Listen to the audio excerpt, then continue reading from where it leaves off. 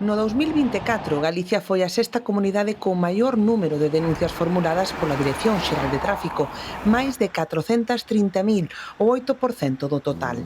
O exceso de velocidade e o uso do móvil foron o motivo de sanción que máis interpuxo a DXT, e os datos de siniestralidade non melloran. Os choques frontais e accidentes de moto impiden reducir as mortes nas nosas estradas. Co obxectivo de mellorar estes datos, a DXT prevé endurecer os exames a novos aspirantes a condutores. Hai moita incidencia no que é o tema da percepción do risco, porque aí é onde fallamos. Vale? É dicir, nós vemos as cousas dunha forma que non é a realidade. O novo exame mantén a estrutura de 30 preguntas, cun máximo de 3 erros permitidos. Sen embargo, dende o 1 de outubro inclúense contidos actualizados, coa incorporación de novos sinais aprobados no verán. Cambios se produciron hai uns meses, xa se publicou hai uns meses, pero si deu un prazo a DXT para que as autoescolas e os nosos profesores se foran adaptando a estes cambios. Esas novas preguntas de sinais, actualización de algún tipo tamén de señalización de carrís, de señalizacións verticais, de perigo, de regulamentación, de prohibición, etcétera.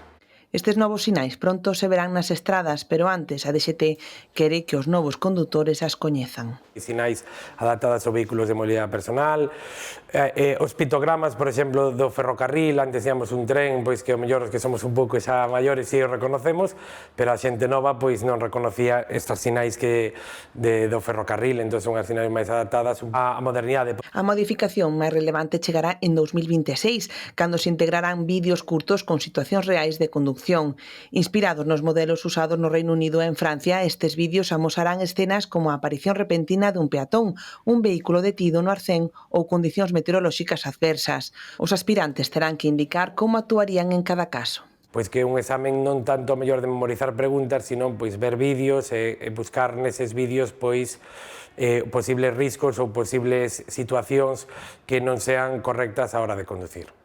Con esta nova medida, o conducir deixará de ser esa proba predecible que tanto superaban tras repetir os mesmos test. Se tú ves un vídeo ou se un formador interactúa contigo, busca o teu feedback a través das explicacións, eu penso que vai que interiorizarse máis esa normativa e sobre todo, pois, a sensibilización viaria que a través da memorización de test. Pero, bueno, penso que o camiño destas novas preguntas, todo isto, pois, vai encaminhado a mellorar isto. En Galicia, os condutores perden cada ano 300.000 puntos por infraccións graves. Moitos anótanse aos cursos de sensibilización e poden recuperar 4 nun curso de 10 horas. Nos quedanos por ver os delitos de tráfico, vale? Os contidos deste curso céntranse sobre todo na sensibilización e na responsabilidade, amosando as incongruencias que hai cando estamos ao volante. O 80% dos condutores recoñecen facer uso do móvil conducindo. Que as maiores condutores saben o que está ben e o que está mal. Pero isto tamén como fumar e outras cousas, é dicir, sabemos que é malo. Agora, facemos o posible para cambiálo? Non. Estamos metidos nesa vorágine do día a día, con esas rutinas, e claro, cambiar costa. Por iso, os cursos de recuperación destacan principalmente o que mostran de xeito repetido as estatísticas de sancións. Hai o top 5 das infraccións, que son o exceso de velocidade, o tema do alcohol, drogas, teléfono e cinto. E esas 5 levan 20 anos sendo as 5 primeiras. Para axudar a tomar conciencia e reverter estas rutinas, un dos contidos obrigatorios dos cursos de recuperación é asistir a sesións con víctimas de accidentes de tráfico.